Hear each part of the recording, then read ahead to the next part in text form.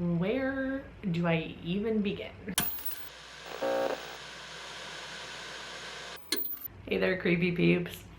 It has been so long since I have said that at the start of one of these videos. Like, why did I ever stop doing that? That just brought me so much joy to say. Okay, so I saw Weapons last weekend, and I genuinely feel like I needed these last couple days to digest. But let's fucking talk about it, because damn. This is one that is tricky to talk about in a spoiler-free context because the trailer only covers like a small portion of the movie. So if you're watching this video right now and you haven't yet seen the movie, I'll leave you with a little something, but I would recommend going to see the movie and don't let anything get spoiled for you. It will truly take the fun out of seeing the movie if you get anything spoiled for you. So just go see it, stop watching this video. The one trailer that I kept seeing at the very least, I don't know if anything else got released, it did an amazing job of hiding everything that was going on in this movie.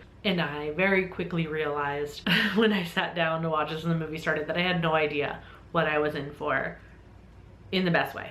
Okay, so everything else is spoiler territory, so if you haven't seen it, get out of here. That's right, I'm not giving you a choice this time, I'm kicking you out. Leave. Weapons is directed by Zach Crager of Barbarian fame. The movie follows different residents of a small town that is rocked when all but one student in a single third grade class go missing in the middle of the night.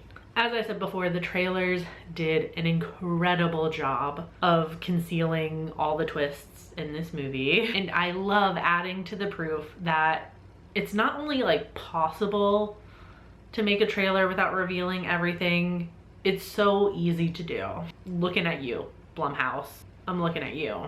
So the movie started off with what the trailer showed us. We're following Justine, who is dealing with the mystery of her class disappearing and parents harassing her because they think she had something to do with it. And that's like the start and end of everything I was expecting. And then when Justine starts to figure out that like something weird is going on with her sole remaining student and his house, it's at that moment we jump into another point of view. And then I'm like, okay, so this, okay. I loved the way the movie bounced around with all these different characters. And like through each story, we see how they kind of like overlap and then overpass each other. We learn a little bit more about what happened to the kids that disappeared, like where they are, how they got there with each point of view. Like this is truly like an onion of a movie. We're just peeling back the layers. And I think this was executed so well. And I knew immediately that this was one of those movies that's like you're gonna wish you could watch again for the first time. Like where you wish you could wipe your memory of the plot each time you sat down to watch it so you could experience it again for the first time. And I feel like the kind of just like layer by layer reveal of everything worked so well to like slowly give the audience an understanding of what's going on without giving them like a huge clunky info dump. Because at no point did I think some sort of spell or like ritual was going on. But seeing Marcus as part of the story is where we get our first real glimpse into like the actual villain of the story and this kind of ritual that she's doing and how it works. And then we proceed through the rest of the movie like kind of knowing how it works, and then the following point of views give us a little bit more, which puts us in the best spot for when we finally get to Alex's story, which gives us like the entire like fleshed out thing, well-rounded like beginning to end tale. Like the plot was just laid out so well. Like I could not take my eyes off the screen. I thought that was so well done. I'll be honest, I don't think it has a lot of rewatch value in that like I don't think you're really gonna get anything that important from rewatching it.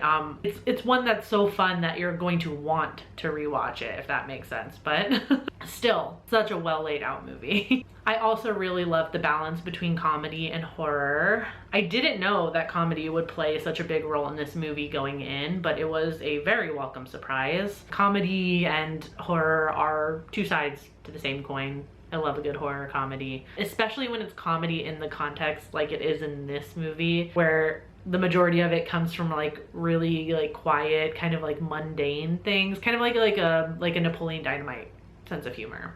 The best example of this is in Marcus's POV, and that insane spread that Marcus's husband brings out, like the carrots, the chips, the 7 hot dogs with nothing but mustard on them, which is the correct answer, by the way. Like, I'm gonna be thinking about that meal for the rest of the year. But honestly, I really did love the kind of like subtle comedy of it all. I think it fit really well. And those like moments of levity like perfectly like set off against the scary moments of this horror movie. There were multiple moments in the movie where the tension building was so good. I could hear like people in the theater like squirming in their seats and doing that kind of like nervous giggle that you do when you know something scary is about to happen and you're kind of just preparing for it. I feel like that's like a perfect outcome for a horror movie. That's got to be what every horror filmmaker wants to happen. So I feel like that balance of the comedy and horror was great, and I loved the reveal of the whole like ritual of it all as well. I thought it was a really unique twist that I wasn't expecting. I was so excited when it got to that point in the movie where we kind of reveal the quirky aunt, because we kind of see her a little bit throughout the movie, but we don't really understand the context of what we're seeing. Her very heavily made up face is kind of used as a point of horror a couple of times before we even see her, which I thought was really interesting. And then when we do see her, it's like obviously the makeup has been like a little bit toned back compared to like, you know, like that nightmare sequence that Josh Brolin's character has. And then we're just introduced to this like quirky but in like an off-putting way aunt to Alex. Loved her. She was a whole vibe. Like, get more like cunty weird women doing crazy shit in horror movies. Like, her outfits, incredible. Her wig, snatched. Her being torn limb from limb at the end, I live.